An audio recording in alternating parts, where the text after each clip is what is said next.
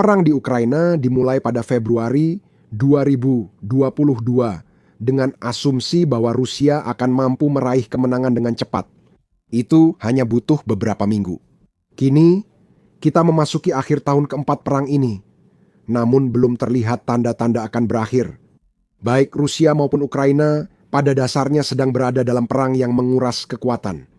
Dan jika tren saat ini terus berlanjut, tahun 2026 akan menjadi tahun di mana seluruh dampak dari kesalahan perhitungan strategis Presiden Rusia Vladimir Putin akan menimpa Rusia sendiri.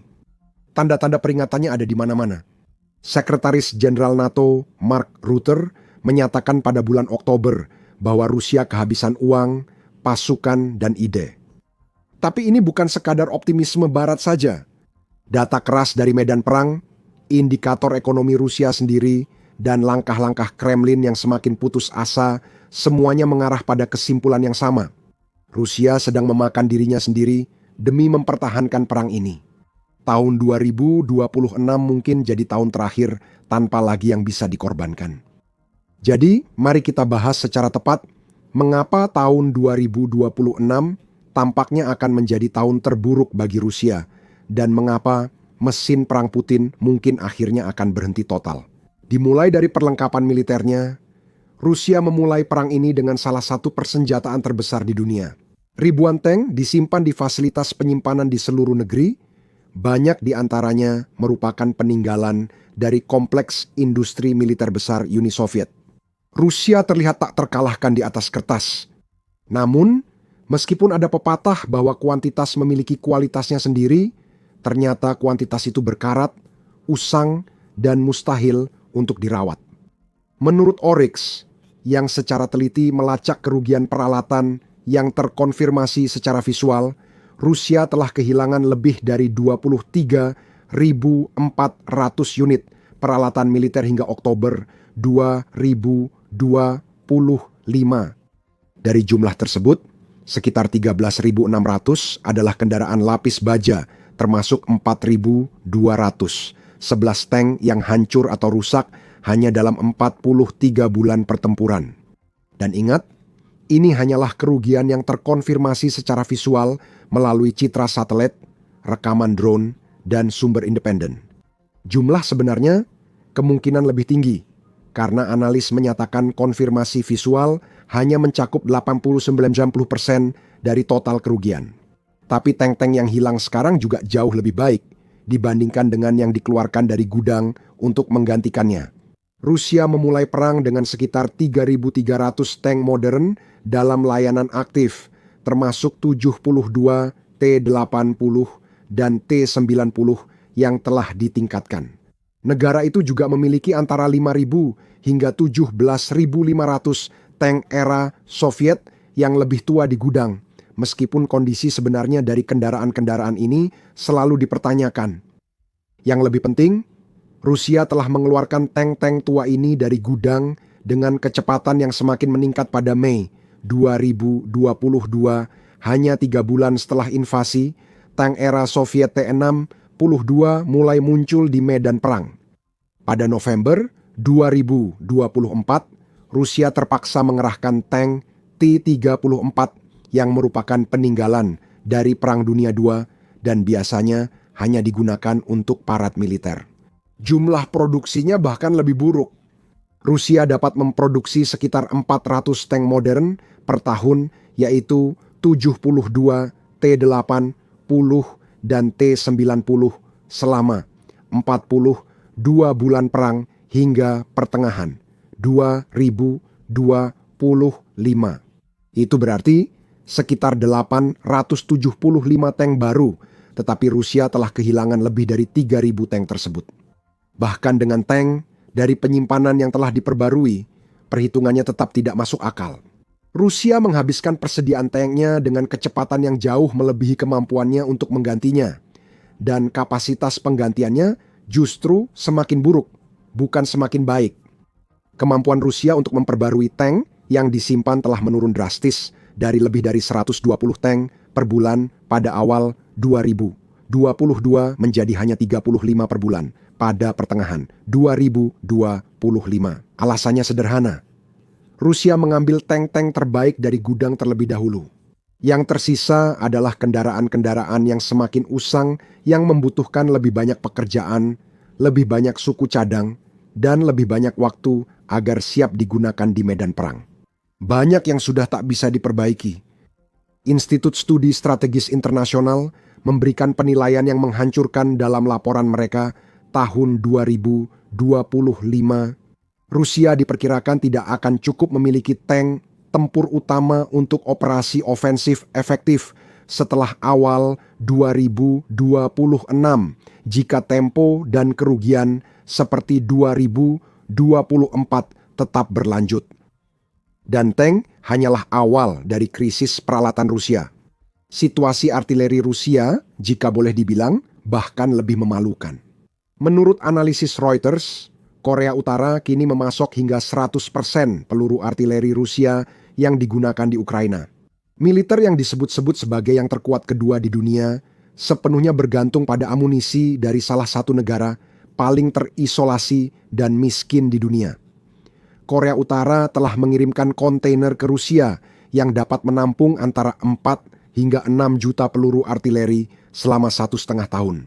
Sebagai perbandingan, produksi dalam negeri Rusia mencapai sekitar 2,3 juta peluru pada tahun 2024 dan itu masih kurang dari targetnya sebesar 3 juta.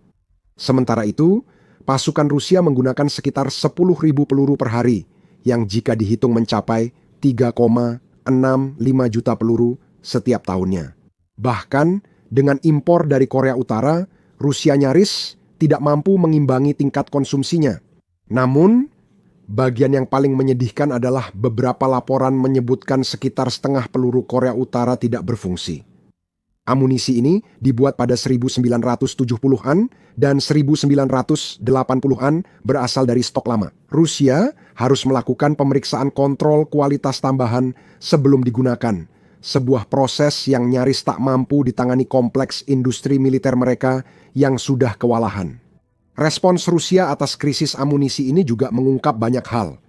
Menurut dokumen yang bocor, Moskwa sedang terburu-buru menyelesaikan fasilitas produksi bahan peledak Trinitrotoluena dan Research Department Explosive baru di Siberia yang terletak sekitar 1.800 mil sebelah timur Moskwa.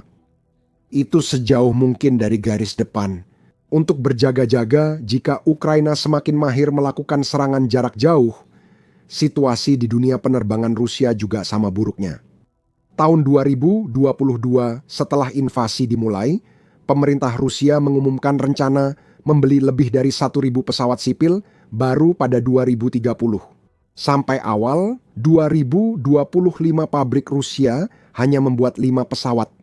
Target produksi diam-diam dikurangi dan pengeluaran pertahanan untuk pesawat juga turun karena penundaan berkelanjutan serta tantangan manufaktur. Penerbangan militer menghadapi masalah serupa. Sebuah laporan RAND Corporation tahun 2024 memperkirakan bahwa Angkatan Udara Rusia beroperasi kurang dari 75% dari kapasitas sebelum perang. Pesawat Rusia semula menjalankan lebih dari 150 misi per hari, memaksa pesawat-pesawat tua beroperasi melebihi batas yang direncanakan. RAND memperkirakan bahwa Rusia secara aktif kehilangan sekitar 60 pesawat per tahun hanya karena penggunaan berlebihan dan kurangnya perawatan yang memadai. Kompleks industri militer Rusia hanya mampu memproduksi 26 pesawat militer baru setiap tahun, termasuk hanya 14 jet tempur. Krisis penerbangan sipil dan militer saling berhubungan. Kedua industri tersebut bergantung pada suku cadang yang sama, fasilitas perawatan yang sama, dan keahlian teknik yang sama.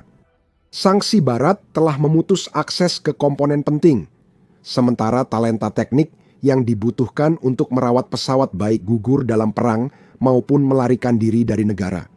Rusia telah berusaha menggantikan pesawat sipil Barat dengan alternatif buatan dalam negeri, namun data menunjukkan upaya ini gagal secara besar-besaran. Lalu ada sistem pertahanan udara Rusia, yaitu platform S-300 dan S-400 yang seharusnya menjadi puncak teknologi militer Rusia. Lebih dari 30 peluncur dan radar S-300 serta S-400 telah dikonfirmasi secara visual hancur oleh Ukraina sejak awal perang, dengan total 340 sistem rudal permukaan ke udara yang hilang.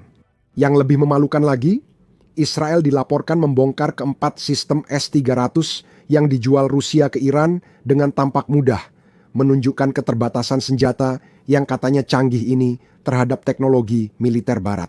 Situasi peralatan sudah begitu parah, sehingga Rusia harus menarik sistem S-300 dari Kaliningrad.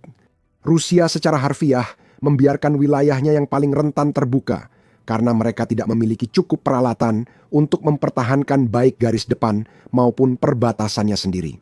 Saat kita memasuki tahun 2026, Rusia kemungkinan akan melihat kerugian peralatannya semakin cepat, kapasitas produksinya menurun, dan persediaan peralatan era Soviet mungkin akan habis. Dan jika situasi peralatan Rusia sudah sangat buruk, krisis tenaga manusianya berpotensi mengakhiri peradaban. Perkiraan dari Barat menunjukkan bahwa Rusia telah mengalami lebih dari 1 juta korban jiwa, baik yang tewas maupun terluka, Februari 2022. Pada pertengahan Oktober 2025 jumlah korban telah meningkat hampir 60% hanya dalam 1 tahun, mencapai antara 984.000 hingga 1.438.000 total. Jumlah sebenarnya kemungkinan mendekati angka tertinggi perkiraan itu. Jumlah korban tewas saja berkisar antara 190.000 hingga 480.000. Namun, selama musim panas tahun 2025 pasukan Putin gagal merebut satu kota besar pun, meskipun telah mengalami kerugian yang mengerikan ini. Untuk memberikan gambaran, perang Soviet Afghanistan yang berlangsung selama 1 dekade dan berkontribusi pada runtuhnya Uni Soviet mengakibatkan sekitar 15.000 hingga 25.000 kematian tentara Soviet. Perang di Ukraina kini kemungkinan menyebabkan korban tewas 10-20 kali lebih banyak dalam waktu lebih singkat. Namun, jumlah korban jiwa belum sepenuhnya mencerminkan besarnya bencana demografi di Rusia.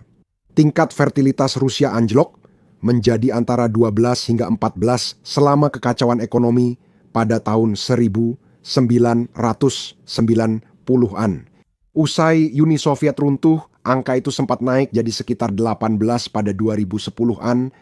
Namun angka ini masih jauh di bawah tingkat penggantian 21 anak per wanita yang diperlukan untuk menjaga populasi stabil. Ini berarti Rusia sudah menghadapi krisis demografi sebelum perang dimulai, dengan kekurangan pria muda pada usia produktif dan usia militer utama. Sekarang, perang makin memperburuk krisis ini secara drastis. Antara 190.000 hingga 480.000 pria muda telah tewas, dan 800.000 atau lebih lainnya terluka parah, banyak yang cacat permanen. Dan mereka adalah pria-pria yang seharusnya mulai membangun keluarga, memasuki dunia kerja, dan membangun masa depan ekonomi Rusia. Satu generasi pria Rusia hampir tidak ada atau tengah dimusnahkan secara sistematis di Ukraina. Konsekuensi kehancuran demografis ini akan berdampak pada masyarakat Rusia selama puluhan tahun. Mereka adalah tentara hilang, pekerja dan pembayar pajak yang takkan pernah berkontribusi pada ekonomi maupun program sosial Rusia. Lubang demografis yang dibuat Rusia akan butuh beberapa generasi untuk dipenuhi, jika memang bisa. Dan Rusia tidak hanya kehilangan tentara di medan perang. Negara itu kehilangan banyak sumber daya manusia berpendidikan sejak perang dimulai. Sekitar 1 juta orang Rusia diperkirakan telah meninggalkan negaranya sejak Februari 2022. Mereka adalah insinyur, programmer, dokter, dan pengusaha yang penting bagi ekonomi modern, dan kebanyakan tidak berencana kembali. Tanggapan Rusia terhadap kekurangan tenaga kerja menunjukkan betapa putus asanya situasi ini. Kremlin terpaksa merekrut dari sumber daya manusia yang makin putus asa. Mereka mengosongkan penjara dan menawarkan pengampunan kepada narapidana jika mau bergabung dalam militer. Para mantan narapidana ini yang telah dilatih dalam peperangan modern dan dibebaskan ke masyarakat dengan kekebalan hukum, kini meneror komunitas-komunitas di Rusia. Situasi perekrutan semakin memburuk. Meduza melaporkan bahwa pada kuartal kedua tahun 2025 kurang dari sepertiga tentara yang menandatangani kontrak dibandingkan dengan periode yang sama pada tahun 2024. Bonus perekrutan regional juga telah dipotong secara drastis dengan beberapa daerah memangkasnya hingga 5 kali lipat. Rusia menawarkan lebih sedikit uang karena keterbatasan dana meski sangat membutuhkan tentara. Rusia akan membangun 50 sekolah pelatihan militer baru untuk mengatasi kekurangan perwira yang parah. Hanya 2 yang telah dikonfirmasi benar-benar sedang berjalan. Sementara itu, pejabat Rusia telah melaporkan kekurangan mulai dari 160.000 hingga 400.000 pekerja dan insinyur. Di industri pertahanan, perkiraan paling konservatif menunjukkan bahwa 80.000 insinyur dibutuhkan hanya untuk mempertahankan tingkat produksi saat ini. Menjelang tahun 2026, Rusia menghadapi krisis tenaga kerja tanpa solusi yang baik karena kerusakan demografis sudah terjadi. Skenario terbaiknya adalah puluhan tahun stagnasi ekonomi dan masalah sosial.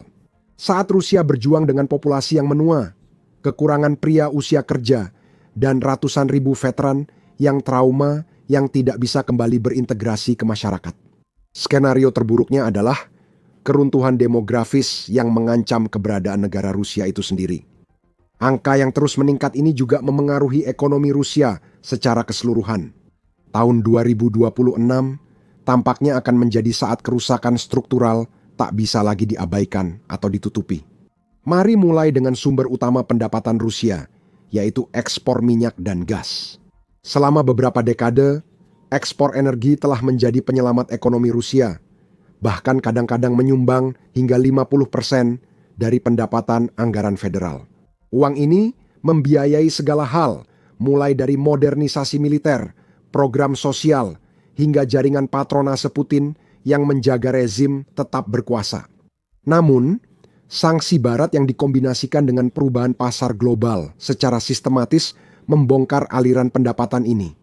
Pada Juni 2025, pendapatan anggaran minyak dan gas Rusia turun 337.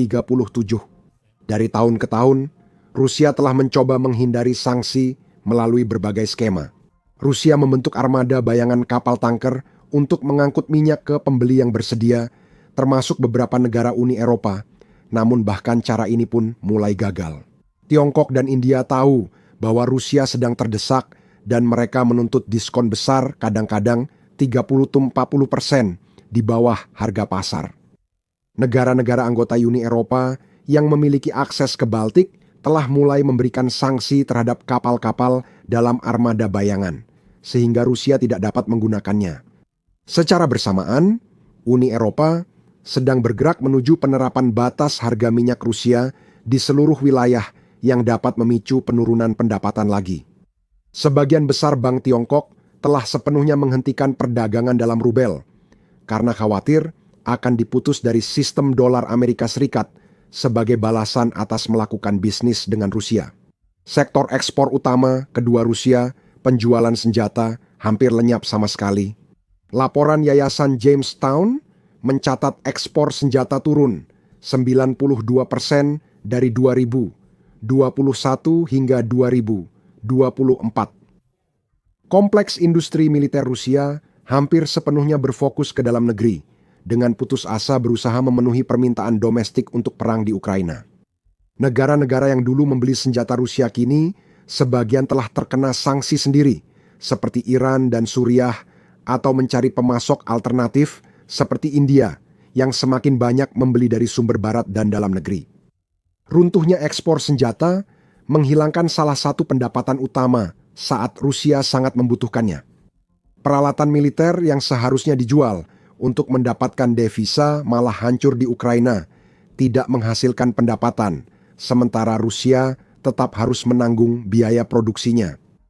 Pemerintah Rusia merespons penurunan pendapatan dengan serangkaian langkah putus asa yang pada dasarnya merugikan ekonomi sendiri.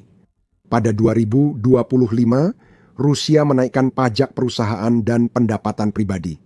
Pada tahun 2025, para pejabat membahas tentang menaikkan pajak pertambahan nilai atau pajak pertambahan nilai pada barang dan jasa.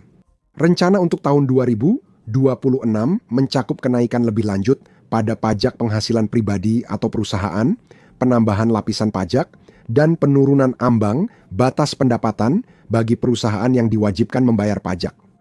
Hasilnya adalah sebuah sistem di mana warga Rusia dikenakan pajak lebih tinggi, sementara memiliki lebih sedikit peluang kerja. Semua uang ini masih terus disedot oleh militer.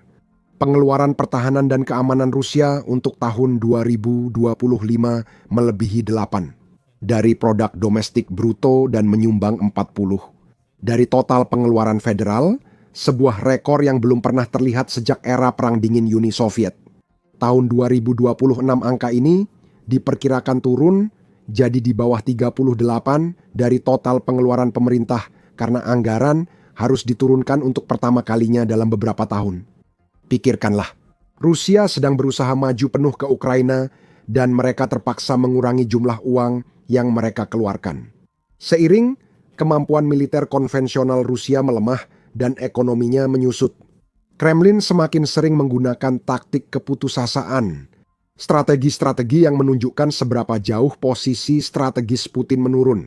Sejak euforia Februari 2022 saat pasukan Rusia maju ke Kiev berharap kemenangan cepat.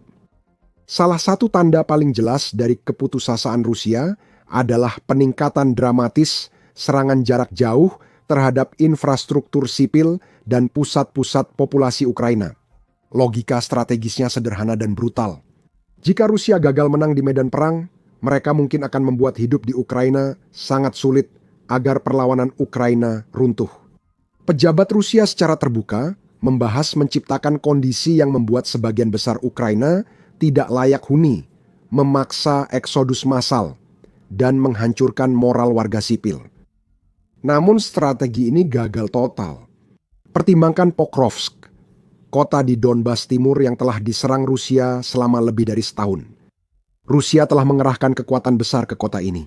Sejak akhir Agustus 2025, sekitar 16.000 jiwa jadi korban di wilayah ini akibat pengeboman artileri dan serangan udara terus-menerus. Pasukan Rusia juga melakukan penetrasi terbatas dengan beberapa unit infanteri kecil mendirikan posisi di dalam kota. Namun Pokrovsk masih bertahan. Pasukan Ukraina dilaporkan berhasil mempertahankan garis pertahanan dan menimbulkan kerugian besar pada penyerang Rusia. Jika Rusia tidak bisa mematahkan perlawanan Ukraina di Pokrovsk setelah mengerahkan sumber daya sebesar itu, kemungkinan besar hal itu tidak akan sedikit pun melemahkan semangat Ukraina. Sejarah telah menunjukkan bahwa menyerang warga sipil jarang menyebabkan penyerahan nasional. Serangan udara tidak membuat Inggris menyerah. Warga sipil Ukraina yang telah menyaksikan pendudukan Rusia secara langsung sangat memahami apa arti kemenangan Rusia. Setiap rudal yang menghantam target sipil hanya semakin menegaskan apa yang akan hilang dari Ukraina jika mereka menyerah. Ketergantungan Rusia pada serangan jarak jauh menyoroti kelemahan pasukan daratnya. Peralihan dari serangan gabungan dengan dukungan lapis baja ke serangan gelombang manusia yang didukung oleh rudal menunjukkan bahwa Rusia tidak dapat mencapai tujuannya melalui cara militer konvensional.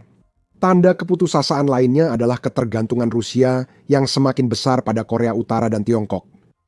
Mari kita kembali ke masalah amunisi, di mana Rusia mengambil setiap peluru artileri yang bisa diproduksi oleh Korea Utara.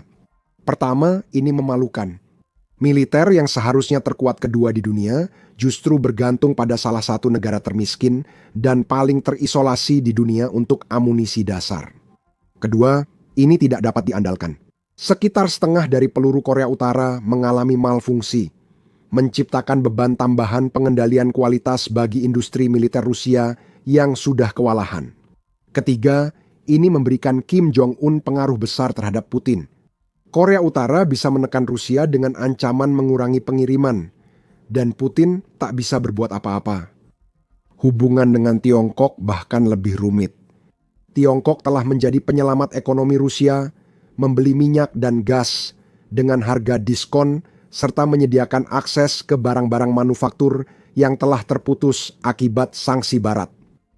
Komponen-komponen Tiongkok telah masuk ke dalam sistem senjata Rusia, membantu mempertahankan produksi militer meskipun ada larangan teknologi dari Barat. Tiongkok telah menjadi mitra dagang terpenting bagi Rusia, dan Rusia semakin bergantung pada niat baik Tiongkok demi kelangsungan ekonominya.